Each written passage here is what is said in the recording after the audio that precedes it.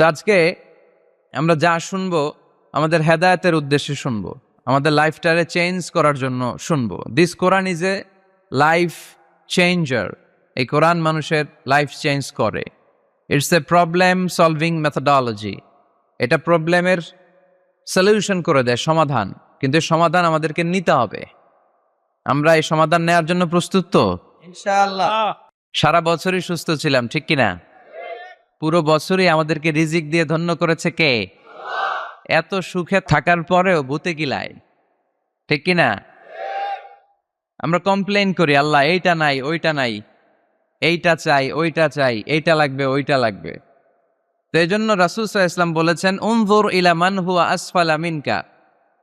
তোমার চেয়ে যে নিম্নগামী অবস্থানে আছে তার দিকে তাকায় দেখো যে তুমি কত সুখী, তাই না? তোমার চেয়ে উপরের দিকে যারা আছে তাদের দিকে তাকিও না, নিচের দিকে যারা আছে তাদের দিকে তাকাও।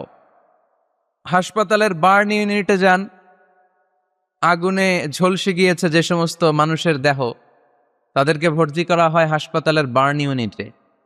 ওখানে গেলে দেখবেন যে তারা কিভাবে চিৎকার করে, সারা দেহটা ঝলসে গিয়েছে, জ্বলে পুড়ে ছারখার। রক্তের মধ্যে একটা উপাদান আছে প্লাজমা, এটারে ঠান্ডা করে ভিতরে ঢুকাইতে হয়। চিৎকার আর চিৎকার। হাসপাতালে ভর্তি ক্যান্সার রোগীকে দেখে আসেন, আমার তো এইটা লাগবে, ওইটা চাই, ওইটা চাই। একজন ক্যান্সার রোগী, ওরা জিজ্ঞেস করেন, ভাই তুমি কি চাও? কয় কিচ্ছু চাই না, আমি খালি বাঁচতে চাই। আমি অনেক কিছু চাই, কিন্তু ক্যান্সারে আক্রান্ত রোগী কি চায়? একটা চাওয়া, তার এইটা ওইটা, বাড়ি ঘর ধন সম্পত্তি কিচ্ছু লাগবে না, সে শুধু কি চায়? বাঁচতে চায়। এজন্য বেঁচে যে আসি, এজন্যই পড়তে হবে আলহামদুলিল্লাহ। মাবুদ তুমি যে বাঁচিয়ে রেখেছ, বেঁচে আছি আলহামদুলিল্লাহ। এজন্য সবসময় আলহামদুলিল্লাহ পড়তে রাজি আছেন তো? কারণ হিউম্যান ডিমান্ডস আর আনলিমিটেড। মানুষের চাহিদার কোনো শেষ নাই। আছে নারী আছে, বাড়ি চাই, বাড়ি আছে, গাড়ি চাই, এটা আছে, ওটা চাই, ওটা আছে, সেটা চাই। আল্লাহ রাসূল সাল্লাল্লাহু আলাইহি ওয়াসাল্লাম বললেন, ওয়ালাইয়ামলা আফাহু ইল্লা তুরাব। কবরের মাটি তোর মুখে ঢোকার আগ পর্যন্ত তোর এই চাই চাই স্বভাব কোনোদিন থামবে না। লাউ আন্না লিকুল্লি ইবনি আদম ওয়াদিয়ান মিন যাহাব আহাব্বা আন ইয়াকুনা লাহু ওয়াদিয়ান। আল্লাহ রাসূল সাল্লাল্লাহু আলাইহি ওয়াসাল্লাম বললেন, বনি আদমের প্রত্যেককে যদি একটা করে জান্নাতের স্বর্ণের পাহাড়ের মালিকও বানিয়ে দেয়া হয়। স্বর্ণের পাহাড় দেখছেন আপনারা?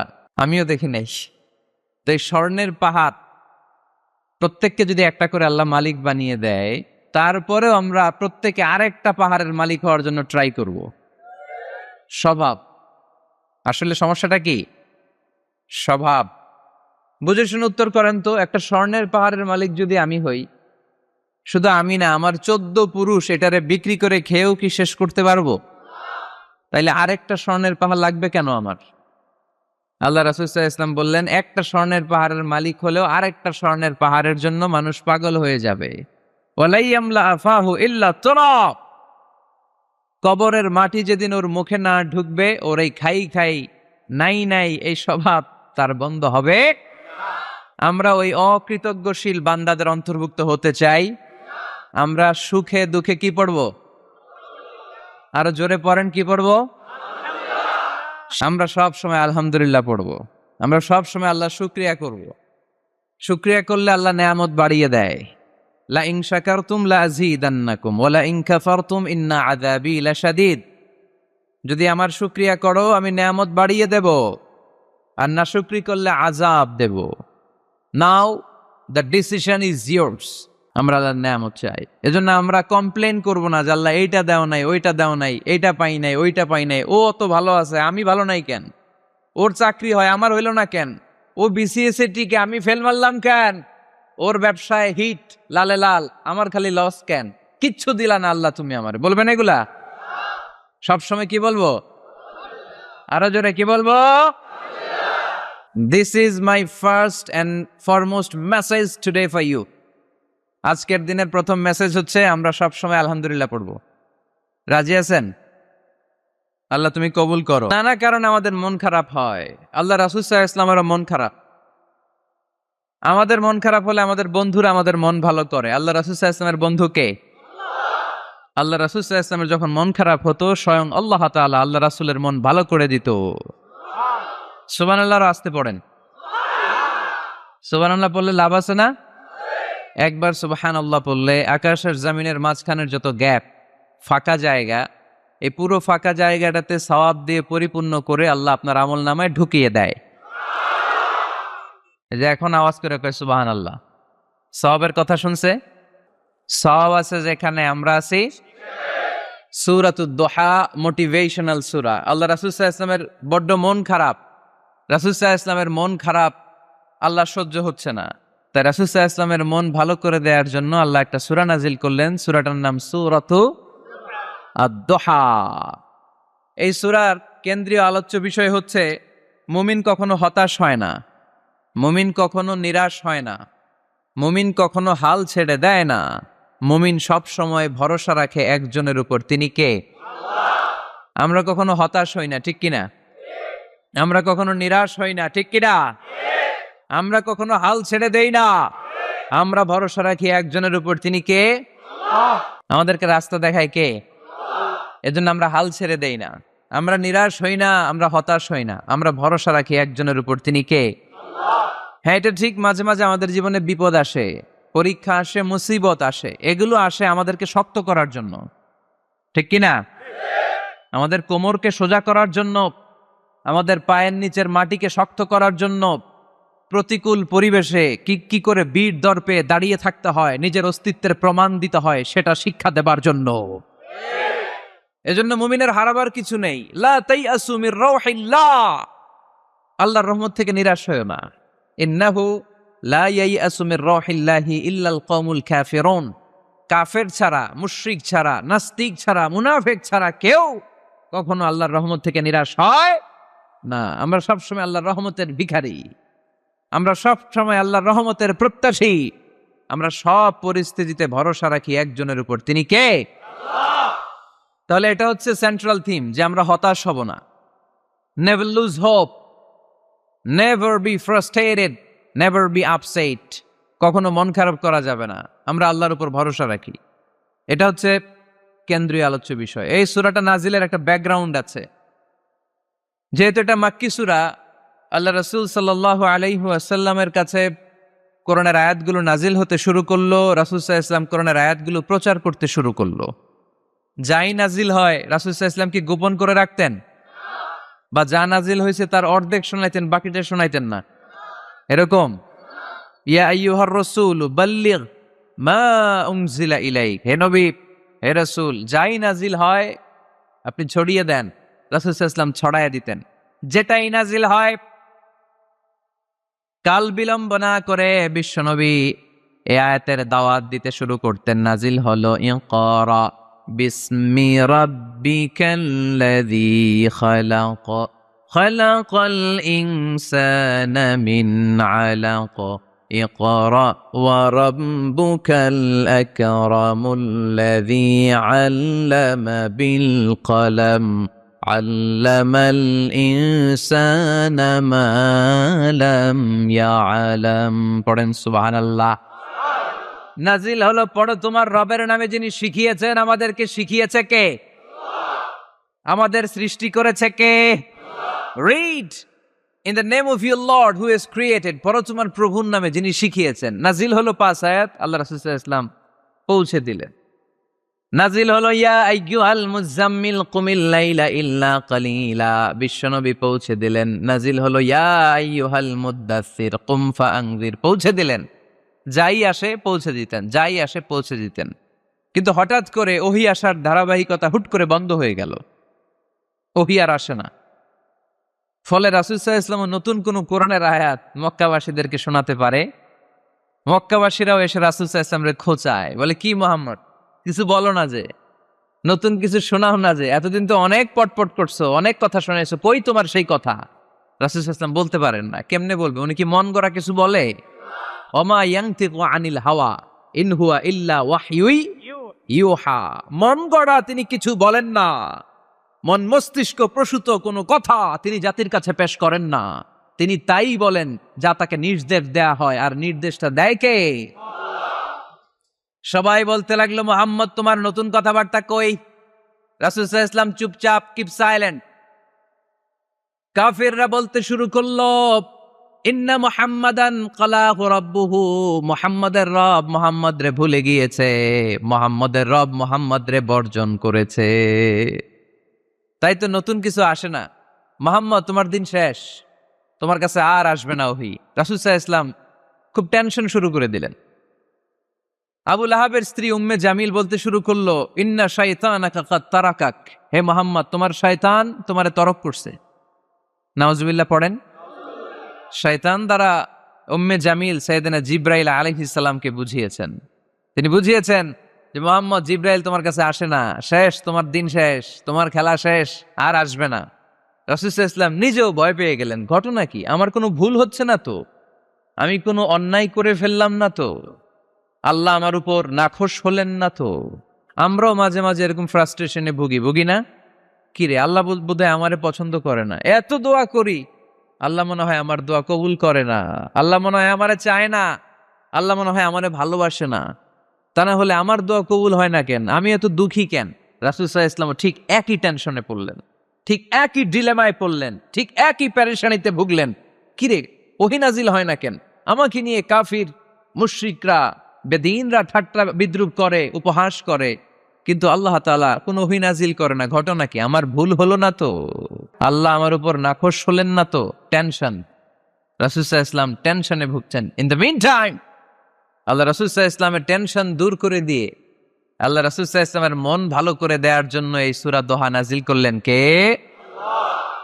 আল্লাহ রাসূল যখন টেনশনে হাবুডুবু খাচ্ছেন, তখনই আল্লাহ নাজিল করলেন, ওয়াদ-দুহা ওয়াল-লাইলি ইযা সাজা মা ওয়াদ্দা'আকা রাব্বুকা ওয়া মা ক্বালা ওয়ালাল আখিরাতু খায়রুল লাকা মিনাল উলা ওয়ালাসাউফা ইউ'তিকা রাব্বুকা ফাতারদা। সুবহানাল্লাহ পড়েন। আল্লাহ নাজিল করলেন ওয়াদ-দুহা ওয়াল-লাইলি ইযা সাজা। দোহা মানে আলো। দোহা মানে কি? সকালের আলো, প্রভাতের সূর্য কিরণ।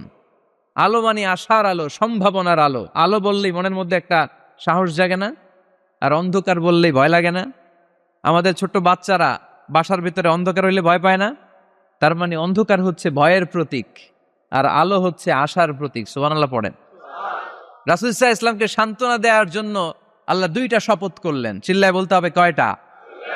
এক হচ্ছে আলোর শপথ, আরেক হচ্ছে অন্ধকারের শপথ। এক হচ্ছে, আরেক হচ্ছে ওয়াদ-দুহা, দোহার শপথ, প্রভাতের সূর্য কিরণের শপথ। ওয়াল-লাইলি ইযা সাজা, নিঝুম নিস্তব্ধ রাতের শপথ। আল্লাহ তাআলা আলো আর অন্ধকারের শপথ দিয়ে মূলত ওহী আশা আর না আশাকে বুঝিয়েছেন। সুবহানাল্লাহ পড়েন। আলোকে আল্লাহ তাআলা ওহীর উপস্থিতির সাথে তুলনা করেছেন। অন্ধকারকে রাব্বুল আলামিন এই সূরার মধ্যে ওহীর অনুপস্থিতিকে বুঝিয়েছেন। আল্লাহ বুঝাতে চাইলেন, নবী আমি আপনারে ভুলি নাই। কেমন করে আমি আপনারে ভুলি? আপনি আমার হাবিব, ঠিক কি না? আপনি আমার খলিল না, আপনি আমার হাবিব। খলিল মানেও বন্ধু, হাবিব মানেও বন্ধু। ইব্রাহিম আলাইহিস সালাম ছিলেন খলিল, আর আল্লাহ রাসূল ছিলেন হাবিব। খলিলও বন্ধু, হাবিবও বন্ধু, কিন্তু খলিল মানে এমন বন্ধু যেই বন্ধু আল্লাহরে খুশি করার জন্য কাজ করে, আর হাবিব মানে এমন বন্ধু যেই বন্ধুরে খুশি রাখার জন্য আল্লাহ নিজেই কাজ করে। কি কাজ করলেন হাবিবরে খুশি রাখার জন্য? আজকে সব আমরা শুনবো। আল্লাহ বললেন ওয়াদ-দুহা ওয়াল-লাইলি ইযা সাজা, আলোর শপথ, অন্ধকারের শপথ। দোহা মানে আলো, প্রভাতের আলো। আলো দিয়ে আল্লাহ বুঝাইলেন এটা হচ্ছে ওহী। আর ওয়াল-লাইলি ইযা সাজা, রাতের শপথ দিয়ে বুঝালেন এটা ওহীর অনুপস্থিতি। আল্লাহ বুঝাতে চাইলেন, নবী ওহী আসা না আসা দুইটাই আপনার জন্য দরকার। আমি আপনারে ভুলি নাই, আমি আপনারে বর্জন করি নাই, অসম্ভব। আমি আপনার উপর গোসা হই নাই, রাগ হই নাই। আমি ইচ্ছা করেই আপনার একটু বিশ্রামের সুযোগ দেওয়ার জন্য ইচ্ছা করে ওহী পাঠানো বন্ধ রেখেছি। কারণ ওহী রিসিভ করা সাধারণ কোনো বিষয় না। আল্লাহ বলেন, ইন্না সানুলকি আলাইকা কওলান সাকিলা। ও নবী, এটা একটা ভারী বাণী, এটা শক্তিশালী বাণী, এটা একটা পাওয়ারফুল মেসেজ, এটা যেন তেন কোনো বাণী নয়। কোরআনের বাণীটা কার? সব সময় যদি নবী আমি ওহী পাঠাই আপনার কষ্ট হয়ে যাবে। আমরা সপ্তাহে সরকারি চাকরি যারা করেন 7 দিনে কাজ করেন কয়দিন? হ্যাঁ, 5 দিন। ছুটি কয়দিন? তো পুরা সপ্তাহ 7 দিনে যদি কাজ থাকতো করতে পারতেন? কথা বলেন। আবার 7 দিনে যদি ছুটি থাকতো ভাল লাগতো? আল্লাহ বুঝাতে চাইলেন নবী লাগাতার যদি ওহী নাজিল করি, এটা রিসিভ করা, এই দাওয়াতটা যথাযোগ্য মর্যাদায় পৌঁছে দেয়া, এটা আপনার জন্য কষ্ট হয়ে যাবে। কারণ ওহী এটা সাধারণ কোনো বাণী নয়, এই বাণীটা কার? আল্লাহ রাসূল যখন ঘোড়ার উপরে কিংবা ওটের উপরে থাকা অবস্থায় কোরআনের আয়াত নাজিল হতো ওনার উপর, কোরআনের ভারে, কোরআনের পাওয়ারে ওটের পা গুলো, ঘোড়ার পা গুলো মরুভূমির বালির মধ্যে দেবে যেত। এত পাওয়ারফুল বাণী। লাউ আনজালনা হাযাল কুরআনা আলা জাবাল লারাআইতাহু খাশিআম মুতাসাদ্দিআম মিন খাশিয়াতিল্লাহ।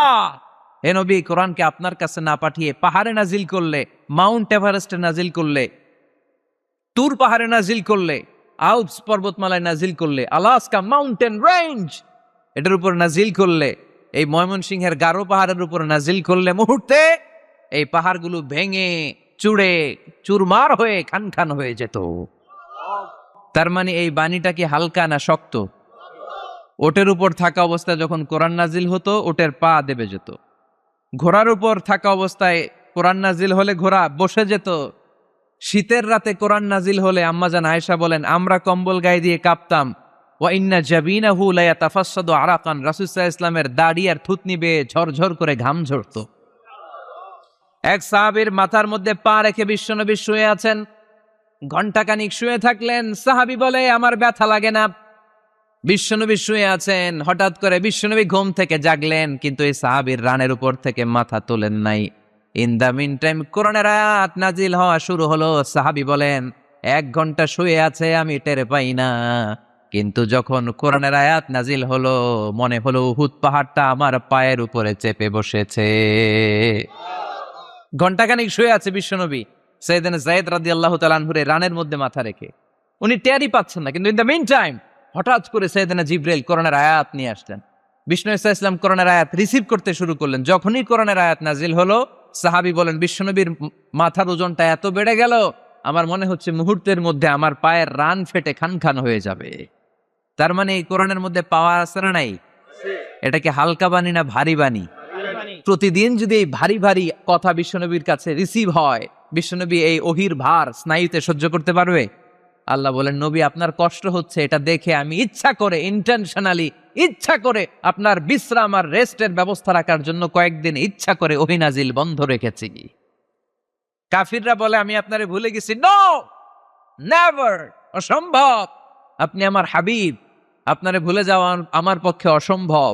আমি আপনার উপর রাগ করি নাই, আমি ইচ্ছা করে ওহী নাজিল না করে আপনার কিছুদিনের জন্য ছুটি আর বিশ্রামের ব্যবস্থা করে দিয়েছে। চিল্লায় পড়েন সুবহানাল্লাহ। এজন্য আল্লাহ শপথ করে বললেন ওয়াদ-দুহা ওয়াল-লাইলি ইযা সাজা মা ওয়াদ্দা'আকা রাব্বুকা ওয়া মা ক্বালা। আলোর শপথ, অন্ধকারের শপথ। তারপরে বিশ্বনবীরে রব্বুল আলামিন 3টা কনফার্মেশন শোনালেন। কয়টা? প্রথমে 2টা ওথ, মানে 2টা শপথ, তারপরে 3টা কনফার্মেশন, তারপরে 3টা রিমাইন্ডার, এন্ড ফাইনালি 3টা ওয়ার্ক প্ল্যান, মানে কর্মসূচি। বাংলায় বললে প্রথমে আল্লাহ 2টা শপথ করেছেন, তারপরে 2টা কনফার্মেশন করেছেন, মানে আমি আপনাকে কনফার্ম করলাম যে এগুলো আমি আপনাকে দেব।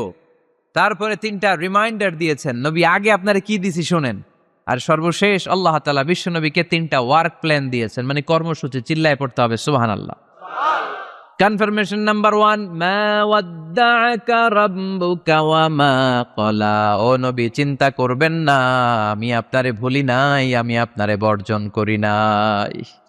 কাফেররা যে বলে আমি আপনারে ছেড়ে দিয়েছি, ভুলে গিয়েছি, নো, আমি আপনারে ভুলি নাই, আপনারে ভুলা আমার পক্ষে সম্ভব না। সুবহানাল্লাহ পড়েন। 2 নাম্বার কনফার্মেশন আল্লাহ বললেন ওয়ালাল আখিরাতু খায়রুল লাকা মিনাল উলা। পড়েন ওয়ালাল আখিরাতু খায়রুল লাকা মিনাল উলা। ও নবী দুনিয়ার জীবনের চাইতে আখিরাতের জীবন আপনার জন্য শ্রেষ্ঠ। কিন্তু আমরা দুনিয়ার পিছনে পড়ে থাকি। আল্লাহ বললেন ওয়ালাল আখিরাতু, অবশ্যই আখিরাত খায়রুল লাকা, আপনার জন্য উত্তম, মিনাল উলা, এই দুনিয়ার চেয়ে, and verily indeed the hereafter is far better for you than this দুনিয়া। অবশ্যই অবশ্যই এই দুনিয়ার ক্ষণস্থায়ী জীবন আপনার জন্য উত্তম নয়, আখিরাত এই দুনিয়ার চেয়ে 1000 গুণ বেশি উত্তম। চিল্লায় কোন সুবহানাল্লাহ। আবার আরেক আয়াতে আল্লাহ বললেন বাল তুসিরুনাল হায়াতাদ দুনিয়া ওয়াল আখিরাতু খায়রুন ওয়া আবাকা। তোমরা এই দুনিয়ার জীবনকে প্রাধান্য দিয়ে থাকো, কিন্তু দুনিয়াটা শ্রেষ্ঠ নয়, আল্লাহর কাছে আখিরাত হলো শ্রেষ্ঠ, আখিরাত হলো স্থায়ী। সুবহানাল্লাহ পড়েন। তাহলে প্রথমে কনফার্ম করলেন নবী, নো টেনশন, নো টেনশন, আমি আপনার সাথে আছি। আল্লাহ যদি সাথে থাকে আর কিছু লাগে? 2 নাম্বার কনফার্মেশন। আচ্ছা, আমরা মাঝে মাঝে মেসেজ পাঠালে মেসেজ পৌঁছলো কিনা কনফার্মেশন আছে না? কনফার্মেশন মেসেজ পাঠায় না? একটা টপ আপ করলাম বা ইন্টারনেটের প্যাকেজ নিলাম, এটা অ্যাক্টিভ হলো কিনা একটা কনফার্মেশন মেসেজ আসে না? প্রথম কনফার্মেশন, নবী আমি আপনার সাথে আছি। দ্বিতীয় কনফার্মেশন, নবী এই দুনিয়ায় সাময়িক কিছু কষ্ট করেন, কিন্তু আখিরাতে আপনার জন্য কল্যাণ রেখে দিয়েছে কে? 3 নাম্বার কনফার্মেশন, আল্লাহ বললেন ওয়ালা সাউফা ইউতিকা রাব্বুকা ফাতারদা। ও নবী আমি আপনার সাথে আছি, আখিরাতকে আপনার জন্য সাজিয়ে প্রস্তুত করে রেখেছি, আর এই দুনিয়ার বুকে এমন এমন জিনিস আমি আপনারে দান করব, এগুলো পেয়ে দুনিয়ায় আপনি খুশি হয়ে যাবে। এমন এমন জিনিস আমি আপনাকে দেব, and verily I'm gonna give you something that will make you happy. ও নবী এমন এমন জিনিস আমি মাক্কি জীবন থেকে শুরু করে until your death, আপনার মৃত্যু পর্যন্ত আমি দেব, এগুলো পেয়ে আপনি খুশি হয়ে যাবেন। সুবহানাল্লাহ। বাড়িতে যে বললেন দিবে কে? খুশি করবেন কারে? আল্লাহকে, বিশ্বনবী সাল্লাল্লাহু আলাইহি ওয়াসাল্লামকে। খুশি করবেন কে? আর খুশি হবে কে? বিশ্বনবী। সুবহানাল্লাহ পড়েন। ওয়ালা সাউফা ইউতিকা রাব্বুকা ফাতারদা।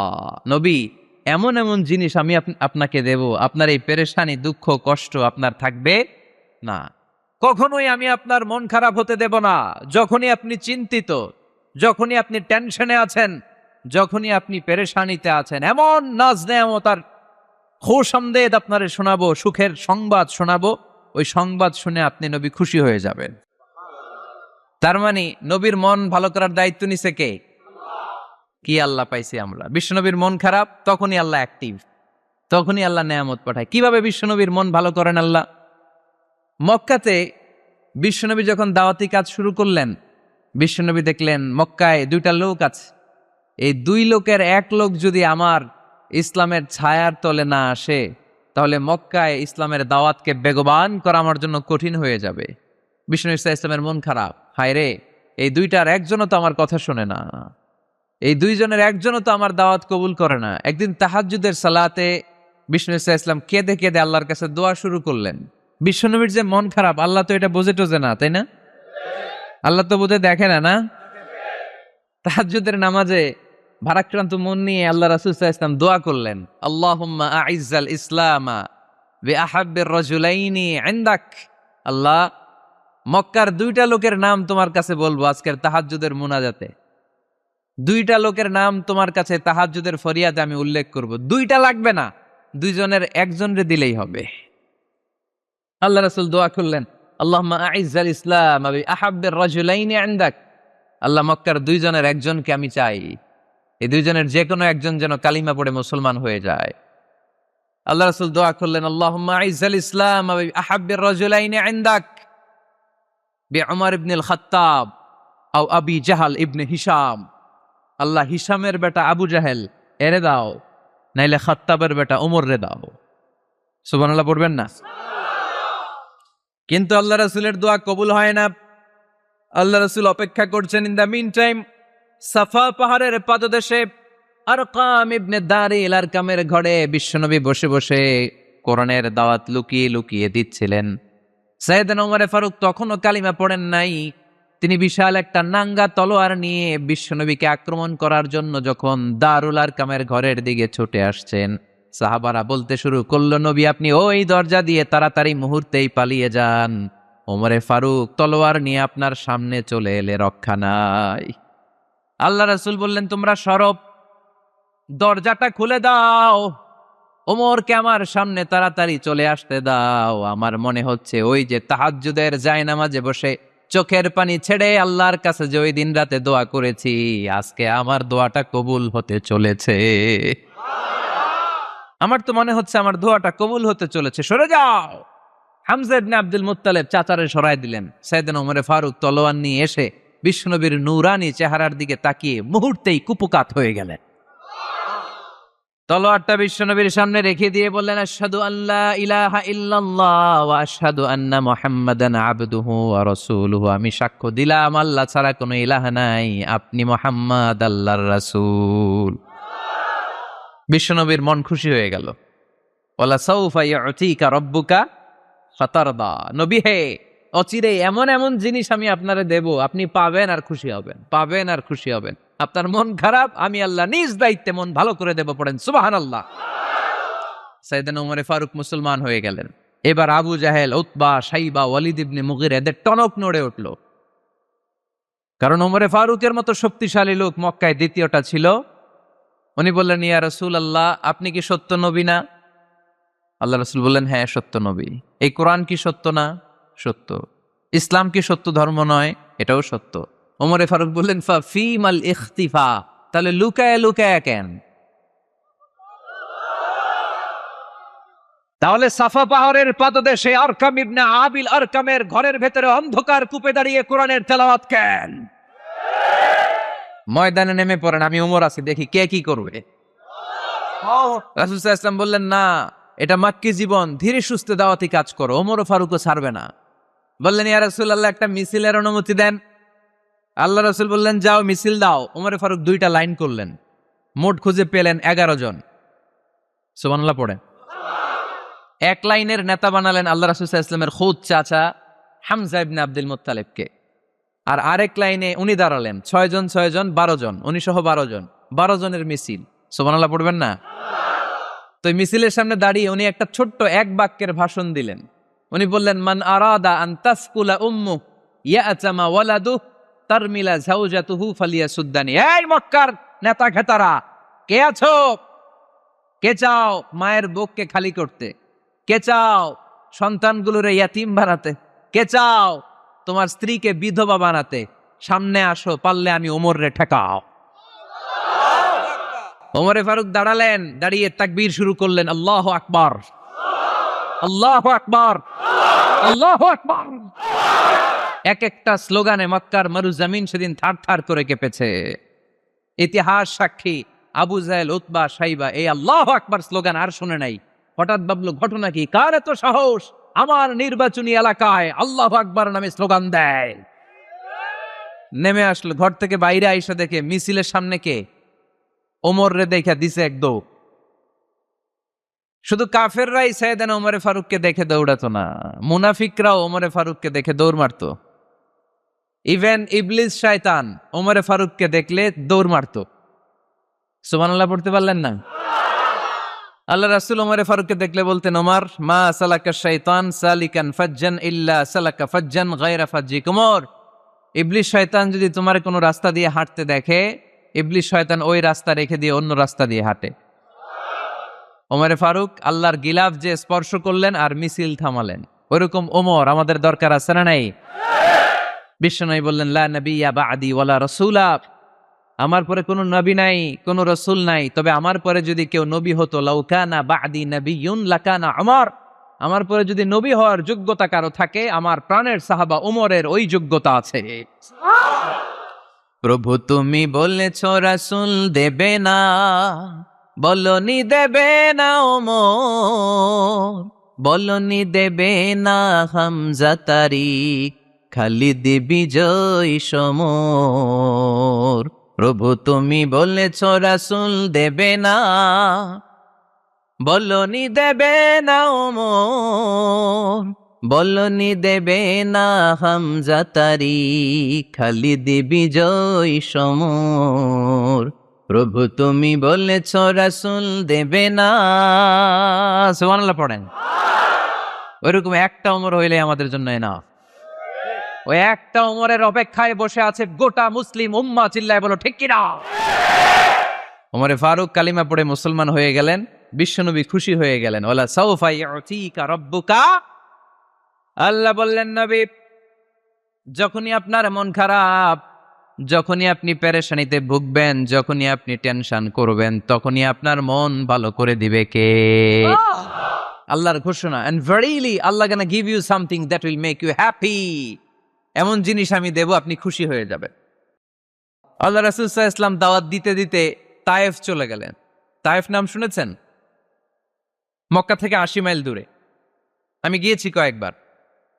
ঠান্ডা এলাকা, 6000 ফিট উঁচু, মেঘ নেমে আসে। তায়েফে গেলে কেউ বিশ্বাসই করবে না এটা সৌদি আরবের অংশ। বৃষ্টি হয়, কি হয়? চাষাবাদ হয়, অনেক ফলমূল আর শাকসবজি পাওয়া যায়। আল্লাহ রাসূল সাল্লাল্লাহু আলাইহি ওয়াসাল্লাম 80 মাইলের মরুর পথ পাড়ি দিলেন। আমাদের মতো প্রাইভেট কারে চড়ে গেছিলেন, তাই না? আহা, এই লম্বা মরুর পথ, তপ্ত মরুভূমি, সূর্যের প্রচন্ড তাপ উপেক্ষা করে তায়েফে গেছিলেন জমির মামলার মীমাংসা করতে। কি করতে? তায়েফবাসীদেরকে দাওয়াত দেওয়ার জন্য। আল্লাহ রাসূলের নিজের কোনো স্বার্থ ছিল? কথা কয় না। তায়েফবাসীদেরকে জাহান্নামের আগুন থেকে বাঁচানোর জন্য, তায়েফবাসীরা যাতে মাইন না খায়। আহা, কি নবী ছিল! সে কোন বন্ধু বল বেশি বিশ্বস্ত,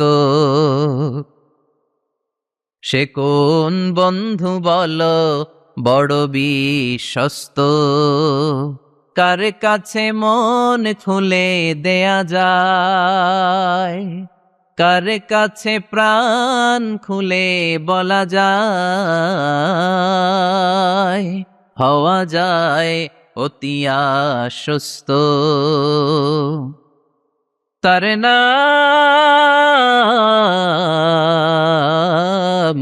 আহমদ, বড় বিশ্বস্ত। সুবহানাল্লাহ পড়ে। কি দিল দরিয়া নবী ছিলেন, রাহমাতাল লিল আলামিন। I have sent you as a mercy for the entire universe. নবী হে, আমি আপনাকে গোটা বিশ্বের জন্য রহমত করে প্রেরণ করেছি। কোন সুবহানাল্লাহ।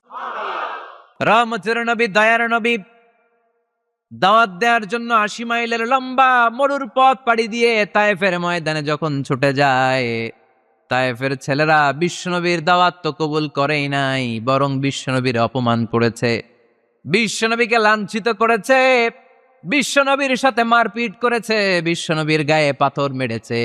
এই সুশ্রী দেহটা বেয়ে বেয়ে ঝরে ঝরে বিশ্বনবীর গা থেকে টপ টপ করে তায়েফের জমিনে তাজা লাল খুন ঝরেছে। গিয়েছে তায়েফবাসীদের বাঁচানোর জন্য, নিজের কোনো স্বার্থ নাই। তায়েফবাসীরা যেন জাহান্নামের আগুনে না জ্বলে, কিন্তু তায়েফবাসীরা বিশ্বনবীর আঘাত করেছে। তিনটা জায়গায় আমি দেখে এসেছি, জায়গাগুলা তিনটা জায়গায় বিশ্বনবীকে আহত করা হয়েছে। খেয়ে না খেয়ে দিন প্রচারের কাজে নিজেকে দিয়েছ বিলিয়ে, তায়েফের কাফিরেরা চিনল না সে আলো, দুষ্ট ছেলেদের পিছু দিল লেলিয়ে, পাথরের আঘাতে ক্ষত বিক্ষত হয়ে সারা শরীর থেকে রক্ত ঝরে।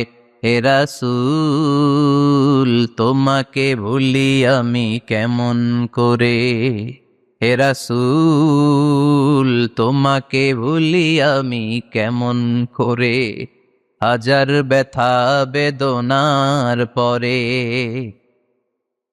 ফিরে আসনি তুমি আপন ঘরে, দিনের আলো তুমি ছড়িয়ে দিতে, চলে গেলে মদিনায় মক্কা ছেড়ে। হে রাসূল, তোমাকে ভুলি আমি কেমন করে, হে রাসূল, তোমাকে ভুলি আমি কেমন করে। পড়েন আল্লাহু আকবার। খেয়ে না খেয়ে বিশাল পথ পাড়ি দিয়ে দাওয়াত দিলেন, বিনিময়ে পেলেন পাথরের আঘাত, রক্তাক্ত হলেন বিশ্বনবী। আদ্দাস নামে খ্রিস্টান ছেলে বিশ্বনবীর হাতে কালিমা পড়ে মুসলমান হয়ে গেল। আল্লাহু আকবার। বিশ্বনবী খেজুর বাগানে ঢুকলেন, গা দিয়ে ঝরো ঝরো ঝরো ঝরো করে রক্ত বয়ে যায়। সাইয়েদনা যায়েদ রাদিয়াল্লাহু তাআলা আনহু পানি নিয়ে আসলেন। বিশ্বনবী ওযু করলেন, ফজরের নামাজে দাঁড়িয়ে লম্বা কেরাত পড়লেন।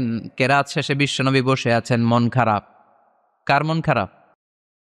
80 মাইলের পথ পাড়ি দিয়ে আসলাম, মিশন তো সাকসেসফুল হয় নাই, কেউ তো কালিমা পড়ে নাই, আরো আমার পিছু লেগেছে, আহত করেছে আমাকে। বিষ্ণুনবীর মন খারাপ, এত কষ্ট করে এত ভালো মন নিয়ে এত সুন্দর করে দাওয়াত দিলাম, কেউ দাওয়াত শুনলো না। বিষ্ণুনবীর মন খারাপ, আর এই দৃশ্য আরশের উপর থেকে দেখে কে? আল্লাহ বললেন, নবী আপনার মন খারাপ, আপনার যখনই মন খারাপ তখনই আমার সাহায্য আছে না নাই? ওয়ালা সাউফা ইউতিকা রাব্বুকা ফাতারদা। আল্লাহ জানিয়ে দিলেন, নবী আপনি জানেন না, আপনি দেখেন নাই, ফজরের লম্বা কোরআনের তেলাওয়াত যখন আপনি করছিলেন, আপনার পিছন দিয়ে একদল জিন চলে যাচ্ছিল। জিন কারা যাচ্ছিল?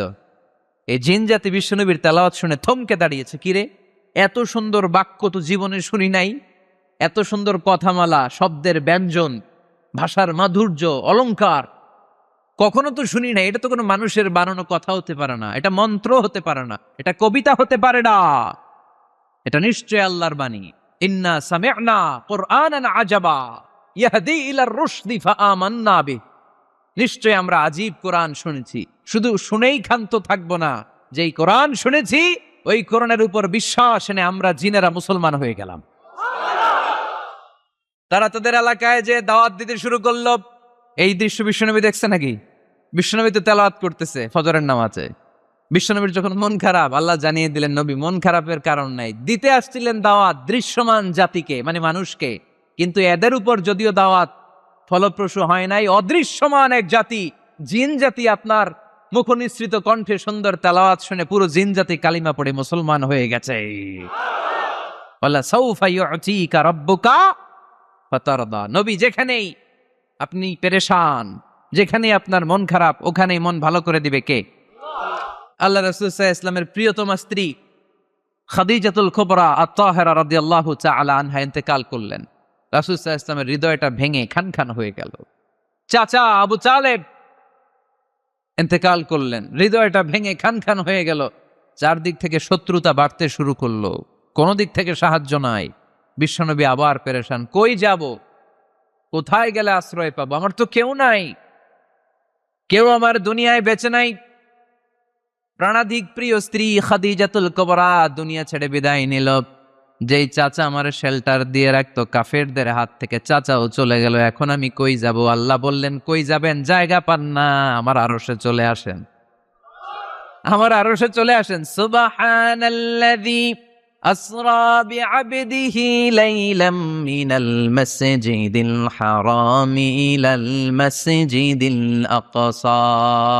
সুবহানাল্লাহ পড়েন। সাইয়েদনা জিব্রাইলকে দিয়ে আল্লাহ সারপ্রাইজ দিলেন তার নবীকে। কি দিলেন? সারপ্রাইজ শব্দটার সাথে পরিচিত না আমরা? হঠাৎ করে কাউকে এমন কিছু দেখালাম বা দিলাম সে কল্পনাও করে নাই। সাইয়েদনা জিব্রাইল মারফত আল্লাহ তাআলা তার প্রিয় হাবিবকে সারপ্রাইজ দিলেন। তিনি তার চাচাতো বোনের ঘরে শুয়েছিলেন, হঠাৎ করে সাইয়েদনা জিব্রাইল ঘরের ছাদকে উঠিয়ে ফেললেন, বিশ্বনবীকে শাঁ করে নিয়ে হাতিমে শুইয়ে দিলেন, গলার এখান থেকে নাভি পর্যন্ত ছিঁড়ে ফেললেন।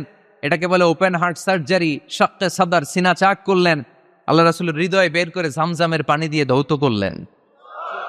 হৃদয়ে নূর, ঈমান, হিকমা, প্রজ্ঞা দিয়ে হৃদয়টারে আবার পরিপূর্ণ করলেন, আবার সেলাই করে দিলেন। তারপরে সরাসরি এখান থেকে বাইতুল মাকদাস, ওখান থেকে আল্লাহর আরশে নিয়ে গেলেন। আল্লাহ সাউফা ইউতিকা রাব্বুকা ফাতারদা। নবী, এমন এমন জিনিস আমি আপনারে দেব, আপনি তো নিয়ে কুল পাবেন না। যখনই আপনার মন খারাপ, তখনই আমার দেয়া নেয়ামত আপনার জন্য আছে না নেই? মেরাজে চলে গেলেন, রবের সাথে সাক্ষাৎ করে দুনিয়ায় আসলেন। আসার পরে মক্কার লোকেরা আবার বিশ্বনবীকে হত্যার ষড়যন্ত্র শুরু করে দিল। বিশ্বনবী ডানে যাওয়ার জায়গা পায় না, বায়ে যাওয়ার জায়গা পায় না, সামনেও যেতে পারে না, পেছনেও যেতে পারে না।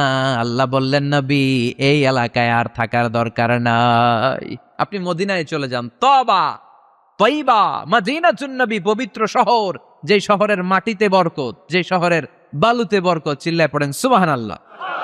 বিশ্বনবী আল্লাহ তাআলার আদেশে এই কষ্টকর পরিস্থিতি থেকে উত্তরণের জন্য মক্কা থেকে মদিনায় গেলেন। মদিনায় যাওয়ার সাথে সাথে লোকজন গাইতে শুরু করলো, তালাআল বাদরু আলাইনা মিন সানিয়াতিল ওয়াদা ওয়াজাবা শুকরু আলাইনা ما دعا لله دا أيها المبعوث فينا جئت من أمر المطاع جئت شرفت المدينة مرحبا يا خير دار সবাই পড়েন طلع البدر علينا من ثنيات الوداع وجب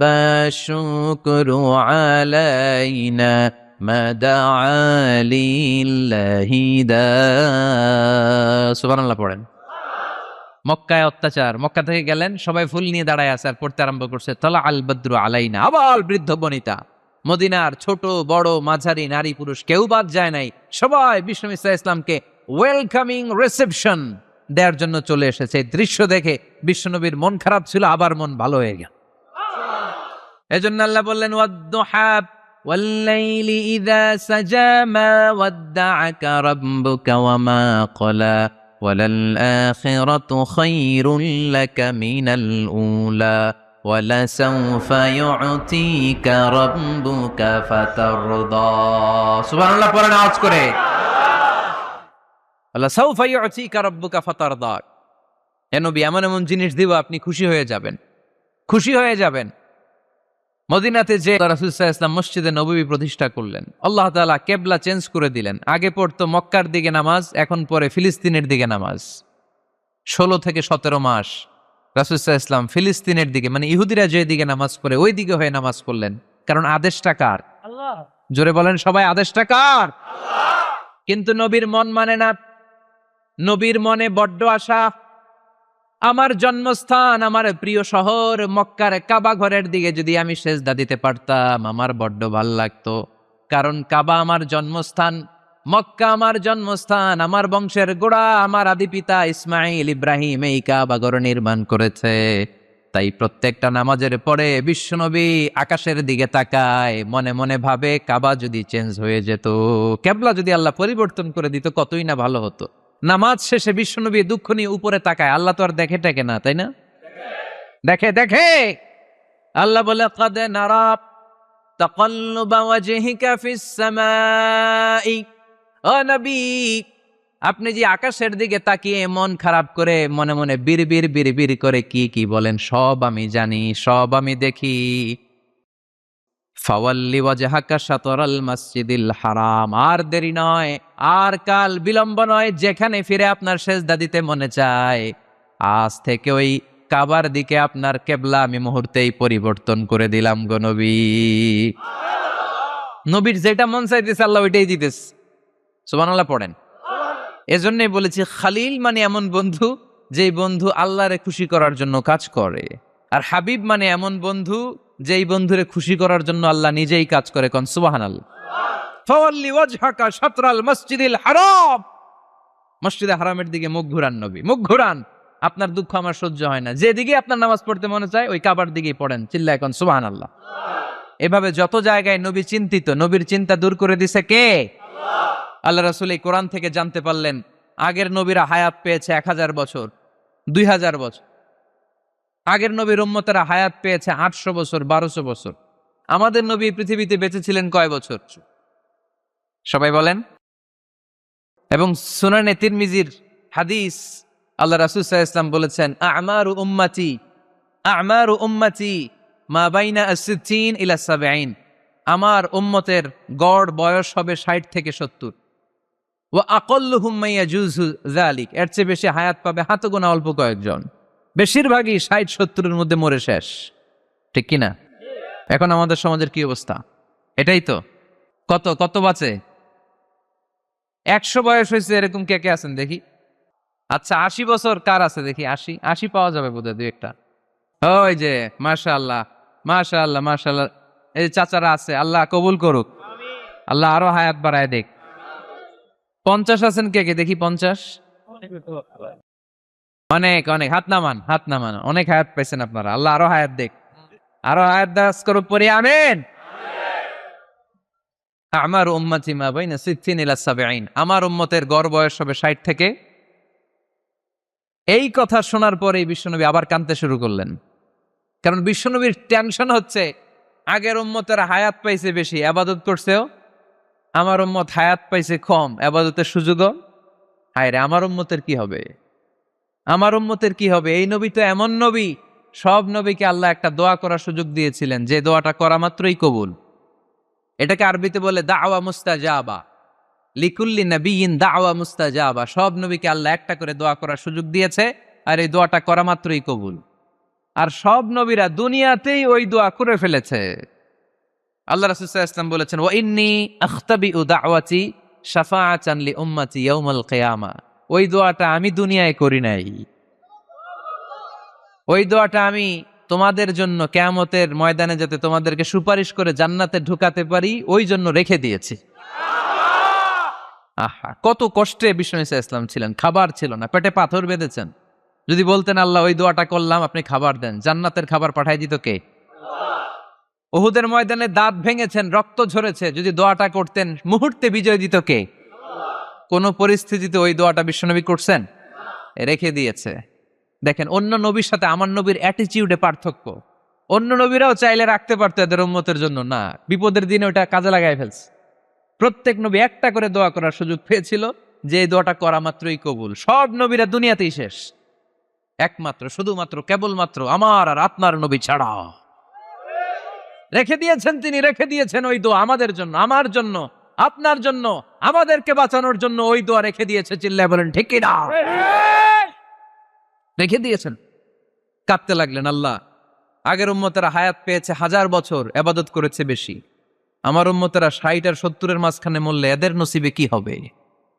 আমার উম্মতের তো ইবাদতের সংখ্যা কম। আবার কান্না শুরু করলেন, মন খারাপ, আল্লাহ দেখে। নবীর যে মন খারাপ আল্লাহ দেখে।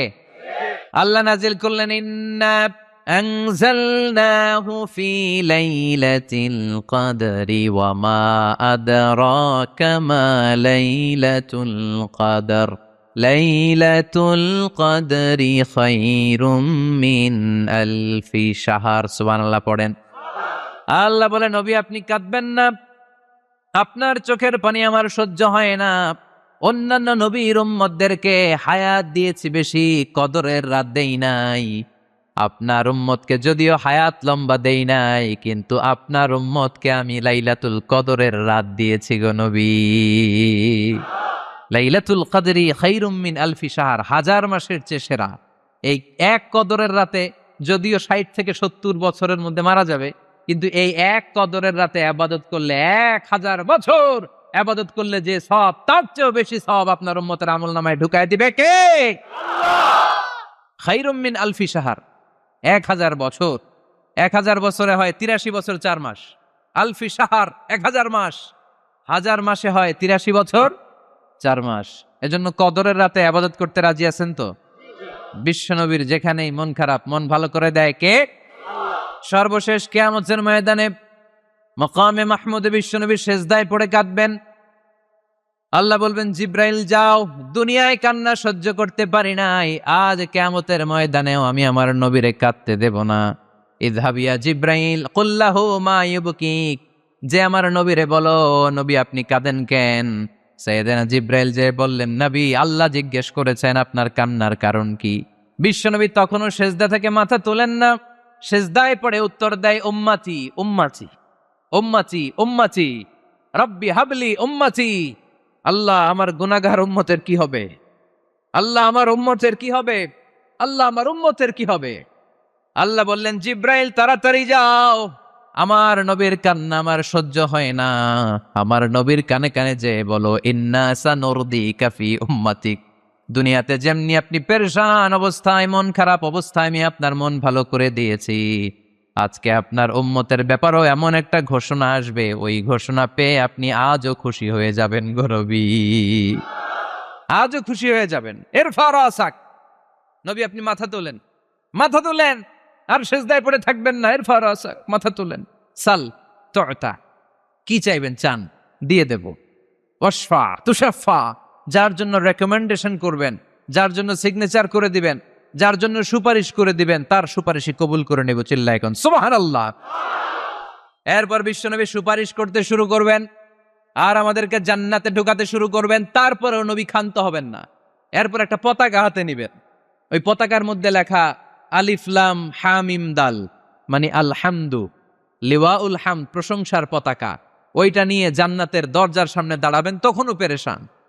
সবাইকে নিয়ে, উম্মতের সব জান্নাতীদেরকে নিয়ে বিশ্বনবী দরজার সামনে দাঁড়িয়ে নক করবেন। ভিতর থেকে জিজ্ঞেস করা হবে, মান আন্ত, কে আপনি? আল্লাহ রাসূল বলবেন, আনা মুহাম্মদ। তখন রক্ষী ফেরেশতা বলবে, ঠিক আছে, আল্লাহ বলেছে আপনার আগে কারো জন্য যেন এই দরজা না খুলি। মুহূর্তের মধ্যে জান্নাতের দরজা খুলে দেয়া হবে, বিশ্বনবী প্রশংসার পতাকা নিয়ে সব উম্মতকে নিয়ে জান্নাতে ঢুকে যাবে। ওয়ালা সাউফা ইউতিকা রাব্বুকা ফাতারদা। নবী গো, আপনি নিরাশ হবেন না, ভয় পাবেন না, হাল ছেড়ে দিবেন না, আমার উপর ভরসা রাখেন। আপনার বিপদ আছে যেখানে, আমি আল্লাহ। বিশ্বনবী যেখানে বিপদে পড়েছেন, বিপদ থেকে উত্তরণ করেছে কে? এরপরে বিশ্বনবীর আল্লাহ স্মরণ করায় দিচ্ছেন, নবী আলাম ইয়াজিদিকা ইয়াতীমান ফাআওয়া ওয়া ওয়াজাদাকা দাল্লান ফাহাদা। সুবহানাল্লাহ পড়ুন। তার মানে শপথ, রাতের শপথ, দিনের শপথ শেষ, কনফার্মেশন শেষ, এবার রিমাইন্ডার, স্মরণ করায় দিচ্ছে, নবী গো, আলাম ইয়াজিদকা ইয়াতীমান ফাআওয়া, আমি কি আপনার ইয়াতীম পাই নাই? আল্লাহ রাসূল সাল্লাল্লাহু আলাইহি ওয়াসাল্লাম যে ইয়াতীম ছিল জানেন? দুনিয়ায় আসার আগেই বাবা হারিয়েছেন, 6 বছর বয়সে মা হারিয়েছেন, মা ইন্তেকালের পরে দাদা আব্দুল মুত্তালিবের কাছে মানুষ হয়েছেন মাত্র 2 বছর। আল্লাহ রাসূলের বয়স যখন 8, দাদাকেও হারিয়েছেন। তারপরে চাচার কাছে ইয়াতীম নবী মানুষ হয়েছেন। আল্লাহ বললেন, নবী টেনশন কিসের? ওই যে আপনি ছোট্টবেলায় ইয়াতীম ছিলেন, আমি নিজে আপনার চাচার মাধ্যমে আপনার লালন পালনের ব্যবস্থা করে দিয়েছি। আলাম ইয়াজিদিকা ইয়াতীমান ফাআওয়া, আপনি ইয়াতীম ছিলেন, আমি আপনার লালন পালনের ব্যবস্থা করলাম। ওয়া ওয়াজাদাকা দাল্লান ফাহাদা, আপনি পথ খুঁজছিলেন, আমি পথ দেখিয়েছি। আপনি ছিলেন দল্লান। দল শব্দের একটা অর্থ হচ্ছে ভ্রষ্ট বা গোমরা। আল্লাহ রাসূল কি ভ্রষ্ট ছিল? গোমরা ছিল না, আল্লাহ রাসূল ভ্রষ্ট ছিলেন না, গোমরা ছিলেন না। যদিও অফিসিয়ালি তিনি 40 বছর বয়সে নবী হয়েছেন, কিন্তু ওনার 40 বছরের আগের জীবনেও আমাদের জন্য অনুকরণীয় অনুপম আদর্শ। চিল্লায় বলেন ঠিক কি না? এখানে দলের অর্থ হচ্ছে, নবী, you are searching the right way, then I guided you to the right way.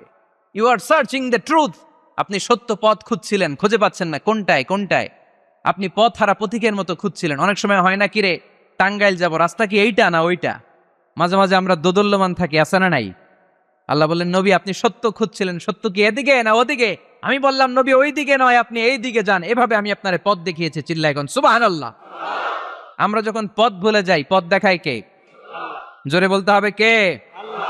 আমি যদি কোনো দিন পথ ভুলে যাই, হাত ছানি দিয়ে কাছে নিও, মমতার বন্ধনে আমায় বেঁধে সব ভুল ক্ষমা করে দিও। পড়েন, আমি যদি কোনো দিন পথ ভুলে যাই, হাত ছানি দিয়ে কাছে নিও, মমতার বন্ধনে আমায় বেঁধে সব ভুল ক্ষমা করে দিও। চিল্লায় পড়তে হবে আমিন। এটা কিন্তু একটা দোয়া, যদি আল্লাহ পথ ভুলে যাই পথ দেখায় দিও। প্রতিদিনই কিন্তু এই দোয়াটা পড়ি সূরা ফাতিহায়, ইহদিনাস সিরাতাল, সবাই বলেন ইহদিনাস সিরাতাল, ও Allah, show us the right path, show us the correct path, show us the straight path. Allah সোজা রাস্তা দেখান, যে রাস্তা শুরু হয়েছে দুনিয়ায়, ঢুকে গিয়েছে জান্নাতে। ও জাদাকা দাল্লান, আপনি পথ খুঁজছিলেন, আমি আপনার পথ দেখিয়েছি। ওয়া জাদাকা আইলান ফাআগনা, আপনি ছিলেন নিঃস্ব, আমি আপনাকে ধনাঢ্য বানিয়েছি। তাফসিরে এসেছে ফাআগনা বিখাদিজা, আমি খাদিজার সাথে বিয়ে পড়াইয়া দিয়ে আপনারে ধনী বানাইয়া দিছি। আল্লাহ রাসূল সাল্লাল্লাহু আলাইহি ওয়াসাল্লাম খাদিজা রাদিয়াল্লাহু তাআলা আনহার ব্যবসায় কাজ করতেন। আল্লাহ রাসূল সাল্লাল্লাহু আলাইহি ওয়াসাল্লামের আমানতদারিতায় মুগ্ধ হয়ে আম্মাজান খাদিজা বিয়ের প্রস্তাব পাঠালেন। বিয়ে হয়ে গেল, আরশের উপর থেকে আল্লাহ সাইয়েদানা খাদিজাকে সালাম পাঠালেন। আর সাইয়েদাতুনা খাদিজা বললেন, নবী, আজ থেকে আমার সম্পদ বলে কোনো কথা নাই, সব সম্পদ আপনার পায়ের সামনে আমি ঢেলে দিলাম। আপনার যা মনে চায় এটা দিয়ে করেন, ইসলামের দাওয়াত দেন। ফাগনা বি খাদিজা, খাদিজার সাথে বিয়ে করিয়ে দেওয়ার মাধ্যমে আল্লাহ রাসূলকে ধনী বানায় দিল কে? তার মানে 3টা রিমাইন্ডার দিলেন। 1 নম্বরে আপনি এতিম ছিলেন, লালন পালনের ব্যবস্থা করলাম। আপনি পথ খুঁজছিলেন, আমি আপনার সঠিক পথের দিশা দিয়ে দিলাম। আপনার টাকা পয়সা ছিল না, আমি আল্লাহ আপনারে ধনী বানিয়ে দিলাম। সুবহানাল্লাহ পড়েন। এবার 3টা কর্মসূচি কয়টা? আওয়াজ করে বলতে হবে, কয়টা? 1 নম্বর কর্মসূচি, ফাআম্মাল ইয়াতীমা ফালা তাকহার। নবী হে, খবরদার এতিমদেরকে ধমক দিবেন না, এতিমদেরকে তাড়িয়ে দিবেন না, কারণ আপনি নিজেই তো এতিম ছিলেন, ঠিক কিনা? এজন্য রাসূল সাল্লাল্লাহু আলাইহি ওয়াসাল্লাম এতিমের দরদ বুঝতো বেশি, সব সময় এতিমদেরকে আদর করত। আর যারা এতিমদেরকে আদর করে তাদেরকেও আল্লাহ রাসূল পছন্দ করতেন বেশি। পড়েন সুবহানাল্লাহ। আপনারা ইয়েতিমদেরকে লালন পালন করেন, কয়েকজন ইয়েতিমের দায়িত্ব নিয়েছেন, বা ইয়েতিমখানায় সম্পদ দান করেন, সাদাকা করেন, এরকম কে কে আছেন দেখি? মাশাআল্লাহ, আল্লাহ তুমি কবুল করো। হাত নামান। ইয়েতিমদেরকে দান করবেন, তাদের ওখানে সাদাকা করবেন। আল্লাহ রাসূল বলেছেন, আনা ওয়া কাফিলুল ইয়াতীমি কাহাতাইন। খেয়াল করেন আমার আঙ্গুলের দিকে, আনা ওয়া কাফিলুল ইয়াতীমি কাহাতাইন। আমি আর ইয়েতিমের রক্ষণাবেক্ষণকারী কিয়ামতের দিন প্রতিবেশীর মতো পাশাপাশি থাকবো। এক সাহাবী এসে বললেন, ইয়া রাসূলুল্লাহ, আমার হৃদয়টা বড্ড শক্ত, হৃদয় নরম হয় না, চোখ দিয়ে পানি নামে না, কি করব? ইয়াশতাকি কসওয়াতাল কলব। আল্লাহ রাসূল বললেন, হৃদয় নরম করতে চাও? ইরহামিল ইয়াতীম, এতিমের উপর রহম করো। ওয়ামসাহ রাসা, এতিমের মাথায় হাত বুলিয়ে দাও। ওয়া আতইমহু মিন তাআমিক, তুমি যা খাও সেখান থেকে এতিমের সাথেও খাবার শেয়ার করো। তালিনু কলবুক, তোমার হৃদয়টারে নরম করে দিবে কে? এজন্য যাদের চোখ দিয়ে পানি আসে না, হৃদয় বড্ড শক্ত, কবে যে লাস্ট কাঁদছিলেন ভুলে গেছেন, এরকম আছে না নাই? শেষ কবে যে কাঁদছিলাম মনে নাই, চোখ দিয়ে পানি নামে না, হৃদয় শক্ত। এতিমের মাথায় একটু হাত বুলাইয়ে দিয়েন, এতিমখানায় একটু সম্পদ পাঠিয়ে দিয়েন, ওদের সাথে বসে একটু খাবার দাবার খাইয়েন, আপনার হৃদয়টারে নরম করে দিবে কে? এই বাংলার জমিনে অনেক লোক আছে এতিমের সম্পদ খেয়ে মেরে দেয়, আছে না নাই? আল্লাযীনা ইয়াকুলুনা আমওয়ালাল ইয়াতামা যুলমান ইন্নামা ইয়াকুলুনা ফী বুতুনিহিম নারা ওয়া সায়াসলাউনা সাঈরা। আল্লাহ বললেন, খবরদার এতিমের সম্পদ মেরে দিও না।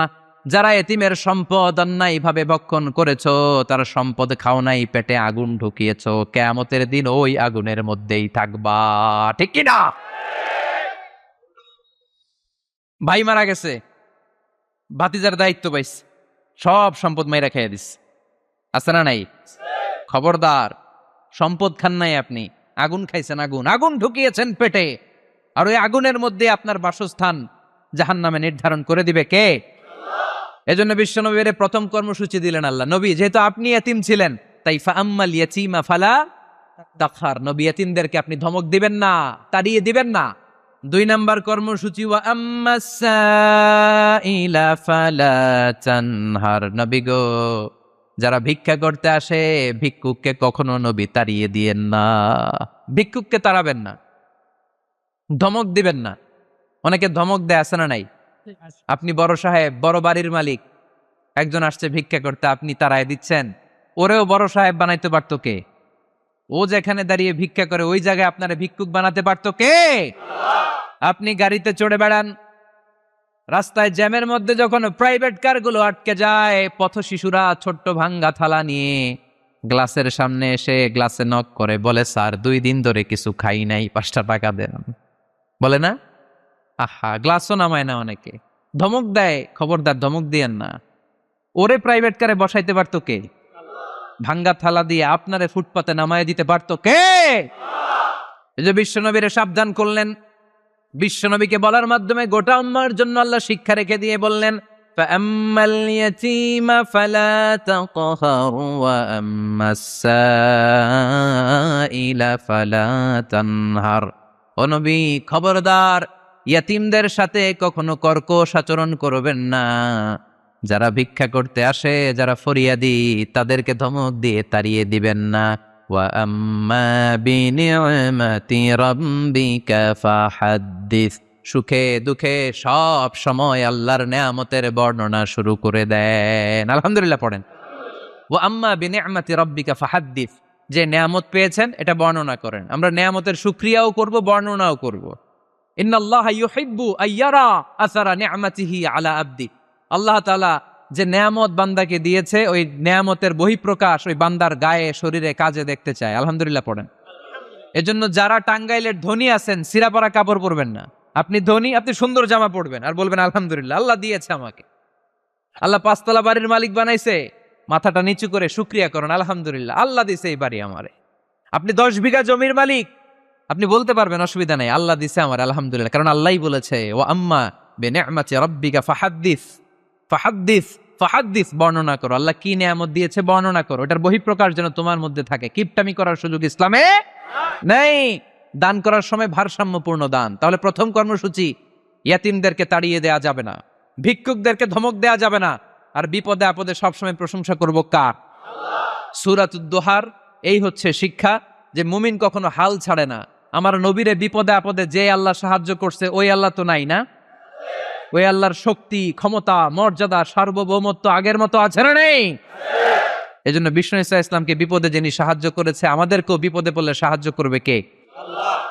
এজন্য সূরাতুদ দোহার কেন্দ্রীয় আলোচ্য বিষয়। আর আমাদের জন্য শিক্ষা হচ্ছে, মুমিন কখনো হাল ছাড়ে না, মুমিন কখনো হতাশ হয় না। যুবক ছেলেরা আওয়াজ করে উত্তর বলো, মুমিন কখনো হতাশ হতে পারে? হাল ছাড়তে পারে? ভরসা হারাতে পারে? মুমিন ভরসা রাখে একজনের উপর, চিল্লায় বলো তিনি কে? আমরা বিপদে আপদে আল্লাহর উপর ভরসা রাখবো।